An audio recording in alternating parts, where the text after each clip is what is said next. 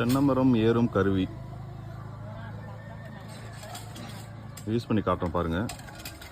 இது இப்போ வாங்கி சேல்ஸ் பண்ணுறோம். இதுவும் ஒரு பக்கம் நம்ம ப்ரெஸ் பண்ணிவிட்டு இன்னொரு பக்கம் நம்ம கையில் தூக்கி தூக்கி வச்சுட்டு போகணும். ரொம்ப ஈஸியாக இருக்கும். இது மட்டும் வேணாலும் வாங்கிக்கலாம். இது கூட சேஃப்டி பெல்ட்டு தேவைனாலும் சேஃப்டி பெல்ட்டு தனியாக வாங்கிக்கலாம். சேஃப்டி பெல்ட் இல்லாமல் இது மட்டும்னா 3500 வரும்.